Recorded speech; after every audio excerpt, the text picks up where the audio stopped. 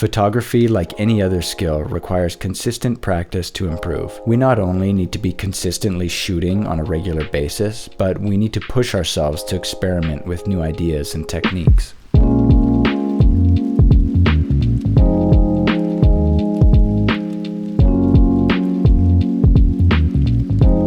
But what happens when we're in a creative slump, or we don't have the time or energy to invest in any bigger projects? In this video, I'm going to talk about my favorite way to practice and keep my skills sharp, even when I don't feel like it. Hey everybody, what's up? I hope you're all doing well. As always, it's your boy Levi with another Monday video. I'm going to keep this video pretty short because it's been a super busy week and I've got a mountainous backlog of editing to get caught up on, and I've also got a cold right now, so my energy levels are pretty much at zero. But here we are, so let's do this. First, I'm going to talk about my favorite way to practice photography and keep my skills sharp, but it is geared primarily towards shooting people, so if you're not really into portraiture or lifestyle stuff, I do have a fun photography game that I'm going to talk about afterward that you can play by yourself or with a friend. Anyways, let's get started. My favorite way to practice photography is what I like to call the walk and talk. And the beauty of this is that it requires zero time or energy to be invested into planning or preparation. This is where myself and a subject, be it a model, a friend, a partner, or somebody I randomly messaged on Instagram,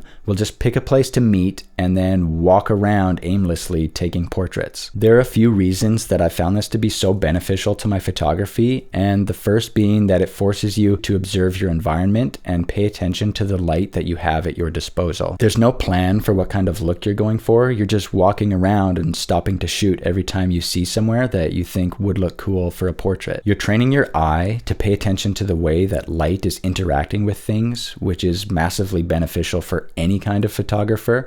And also, you're training yourself to see the potential in the ordinary. The second reason I found this so beneficial is that there's no pressure to capture anything special. We all know the feeling of going out to shoot just for the hell of it, and we all know the feeling of working on creating a bigger vision, whether it's a project for a client or just a passion project for yourself. Sometimes when you take away that pressure to perform at a certain level, your mind is free to just relax and be creative. And by no means does that mean your photos are going to be subpar. A lot of my favorite portraits I've taken have been from these walk and talk sessions. You're just allowing yourself to be open to what presents itself to you as you walk around and getting creative with that. The third reason I love these sessions so much is because it's a great way to meet new people and work on your communication skills. Sometimes you'll find that you just naturally have a really good connection with some people, and then you'll work with that person again down the road on a more planned concept and create something really cool together. You're not going to vibe with everybody on the same level, so I think that these super casual sessions are a great way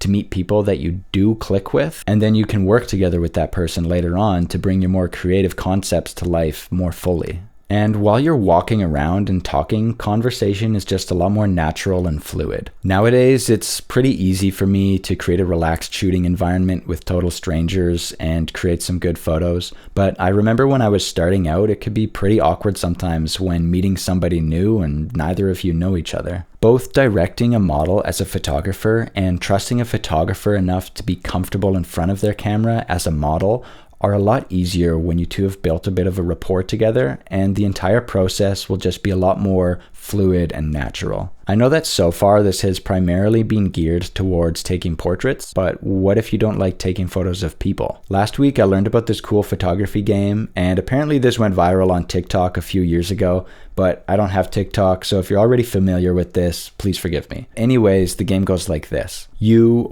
and a friend or fellow photographer will pick a color, and then you pick a rough location to walk around, and similar to the walk and talk, you're just walking around looking for that color, and every time you see it, you take a photo of it. Angie and I walked around downtown doing this yesterday. I picked the color green and she picked the color blue, and we just walked around taking photos of that color with the Fuji, and it was actually really fun. Same as the walk and talk method, it trains you to be observant of your environment, and by only shooting what you find while you're exploring, you're really limited to what type of light is hitting it or what type of background is behind it, and you're forced to just get really creative with your composition.